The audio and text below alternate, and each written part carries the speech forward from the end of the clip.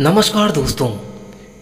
आज की ये पितृपक्ष की पौराणिक कथा सुनने मात्र से ही आपके पितरों के दोष समाप्त हो जाते हैं और साथ ही कहा जाता है कि उनका आशीर्वाद और प्यार आपके जीवन में सदैव आपके साथ बना रहता है।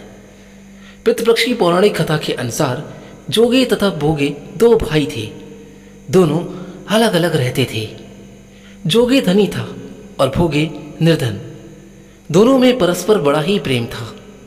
जोगे की पत्नी जो थी उसको धन का अभिमान था, किंतु भोगे की पत्नी बहुत ही सरल और सुशील स्वभाव की थी।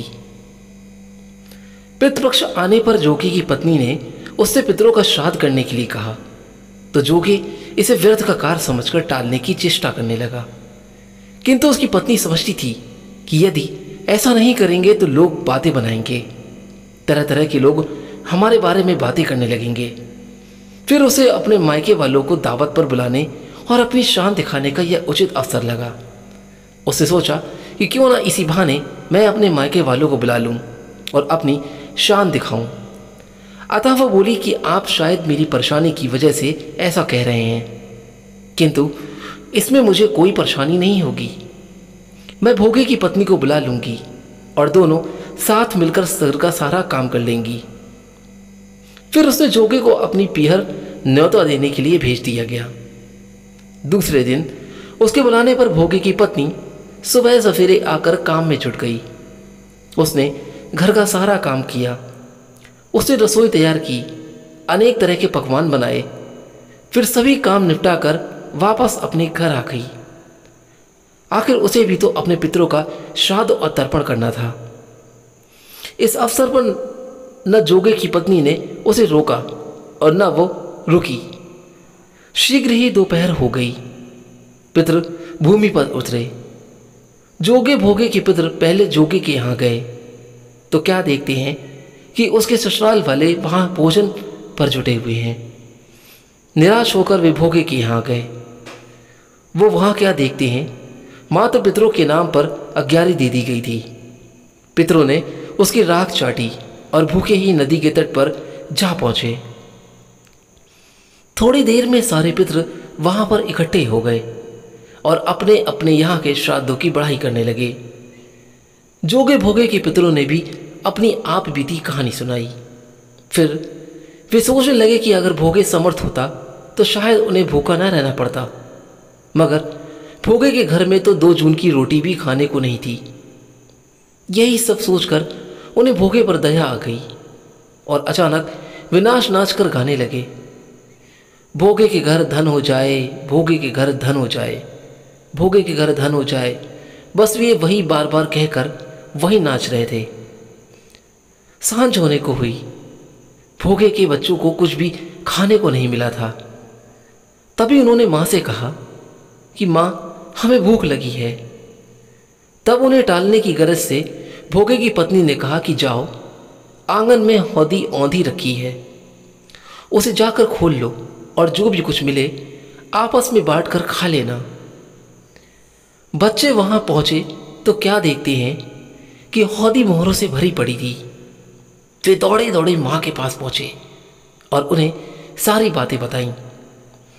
आंगन में होकर भोगे की पत्नी ने यह सब कुछ देखा तो वह भी हैरान रह गई। उसके पैरों तले जमीन निकल गई थी। ऐसा लग रहा था कि जैसे वो ये सब कुछ सपना देख रही हो। इस प्रकार भोगे ही धनी हो गया, मगर धन पाकर वो घमंडी नहीं हुआ। दूसरे साल का पितृ अवक्ष आया।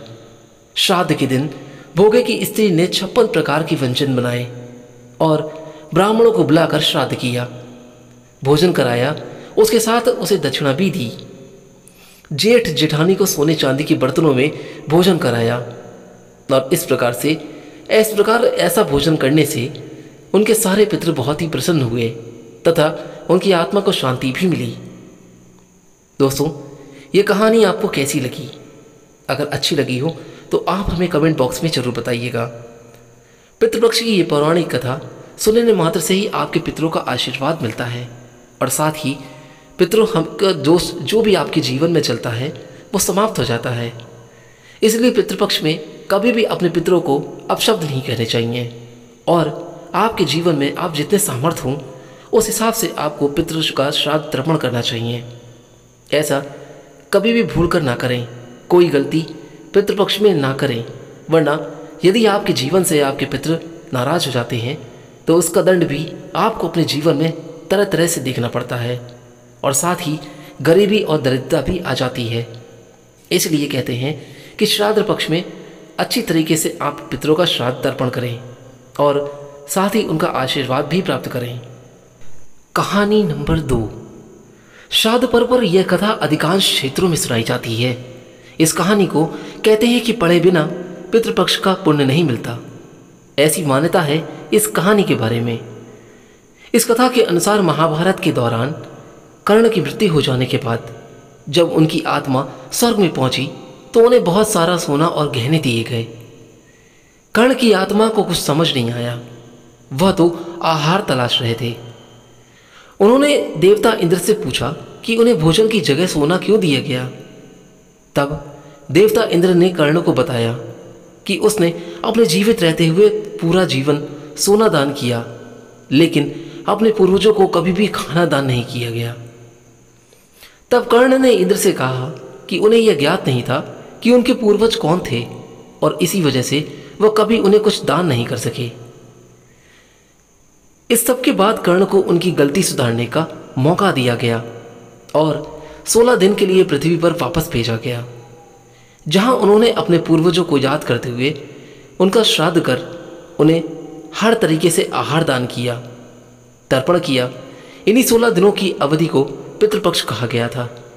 अतः इस कथा को सुनने का बहुत ही श्रेष्ठ महत्व माना जाता है। तो दोस्तों, यह कहानी आपको जरूर अच्छी लगी होगी।